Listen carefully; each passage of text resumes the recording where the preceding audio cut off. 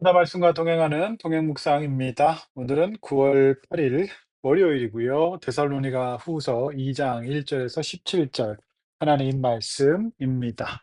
미혹되지 말라라고 하는 제목입니다. 이번 주간부터 데살로니가 전서 묵상을 마치고 후서 묵상으로 들어갑니다. 같은 맥락의 말씀도 있지만 후서에는 특별히 데살로니가 교회에 당시 이슈가 되었던 종말에 대한 이단들을 이제 경계하는 잘못된 가르침이죠. 사도 바울의 권면이 많습니다. 성도 여러분, 한국은 전 세계에서 가장 큰 교회들이 있는 나라이기도 한 동시에 통일교를 비롯한 신천지 같은 각종 이단과 사이비를 전 세계에 퍼뜨린 나라이기도 합니다. 참으로 안타깝고 부끄러운 일입니다. 오늘 본문이 경고하고 있는 우상 숭배 일들이 이 땅에서 버젓하게 자행되고 있는 것이죠. 한국교회 성도들이 깨어서 기도하고 온전한 하나님 말씀을 선포하고 그 말씀대로 살아가는 본이 필요할 때입니다. 몇몇 교회들이 지탄받을 일을 하고 기독교를 가장한 이단 사이비들 때문에 정통 기독교회 자체가 비난받고 있는 이때에 오늘 데살로니가후서 2장은 어떤 말씀을 주실까요? 말씀 보겠습니다. 1절. 바울은 데살로니가 교회 형제들에게 예수님이 다시 오심 그 강림에 대해서 말합니다. 2절. 특정한 날을 지정하거나 임박한 것을 강조하면서 공포심을 조장하고 주의 날이 이르렀다라고 하면서 성도들의 마음을 흔들고 두려워하게 만드는 그런 것들 조심해라. 이렇게 말합니다. 3절. 그것이 이제 미혹입니다. 그 잘못된 이단의 가르침에 빠지면 하나님을 배교, 이제 떠나게 되는 것이죠. 이단이 그래서 무서운 겁니다. 상식을 무시한 채 불법적으로 살아갑니다.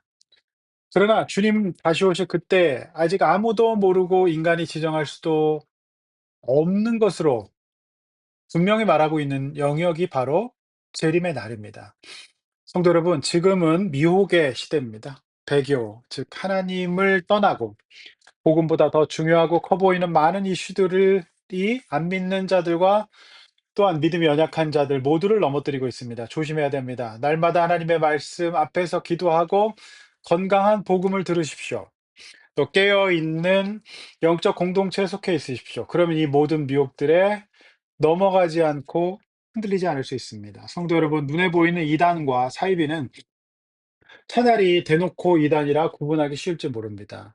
그러나 저는 이 말씀을 보면서 정통 교회 안에 있지만 내 안에 마지막 시대 슬며시 강력하게 들어온 물질, 자기사랑, 성공과 사람 우상이 어쩌면 더 큰 미혹과 하나님보다 더 앞세워 쫓게 되는 무서운 이단은 아닐까요? 미혹은 아닐까요? 요즘 어떤 영향을 받고 계십니까? 그 영향은 내가 많이 노출되어 있는 것에서부터 옵니다. 하나님 말씀과 기도보다 미디어와 세상 가르침 속에 세상 사람들의 무리 속에 속하여서 더 많은 시간을 보내고 있지 않습니까? 그러면 미혹당할 수 있습니다. 4절에서 11절, 그들은 그들의 본질이 나옵니다. 아, 자기를 높입니다. 자기를 하나님이라고 말합니다. 그러므로 5절 이하에서 바울은 너희에게 내가 말했던 것을 기억하고 잊지 말라. 기억해라.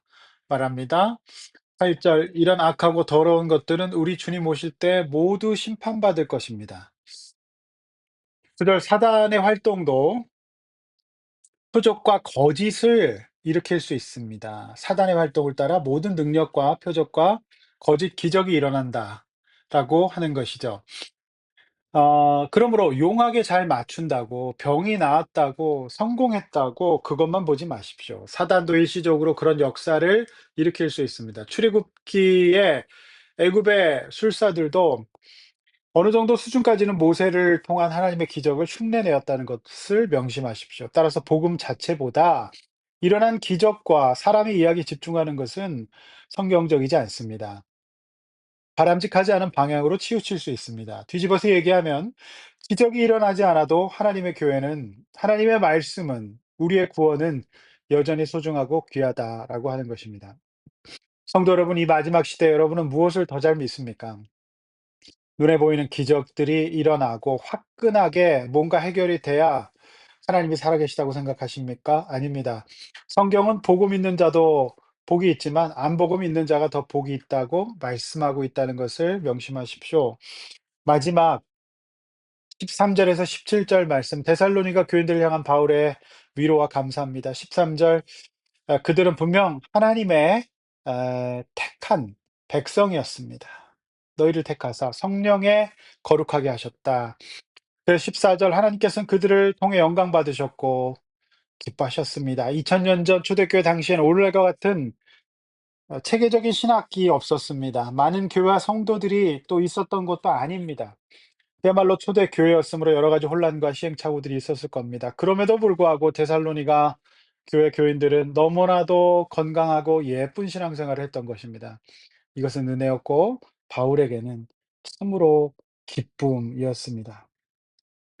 그래서 15절 바울은 지금처럼 계속 굳건하게 서서 말로나 편지로 전해준 전통 말씀을 유지하라고 말합니다. 16절에서 하나님의 영원한 사랑과 위로를 전하면서 17절에 중보기도로 마치죠. 선한 일과 말에 굳건하게 하여 주셔서 이렇게 기도합니다. 성도 여러분, 여러분은 지금의 시점에 굳건하고 예쁜 신앙생활 유지하고 계십니까? 어렵다고 포기하거나 물러서고 있지 않습니까? 데살로니가 교인들의 폭은 그를 위해 기도하는 영적인 지도자가 그들 곁에 있었고 그들에게 올바른 복음을 전해주는 선생님이 있었던 겁니다. 여러분들의 말씀으로 격려하고 복음을 선포하고 여러분의 영혼을 위해 중보하는 지도자가 있습니까? 그런 교회가 있습니까? 그것은 복 중에 복일 것입니다. 기도하겠습니다. 하나님 아버지 마지막 시대에 이단이 창궐합니다.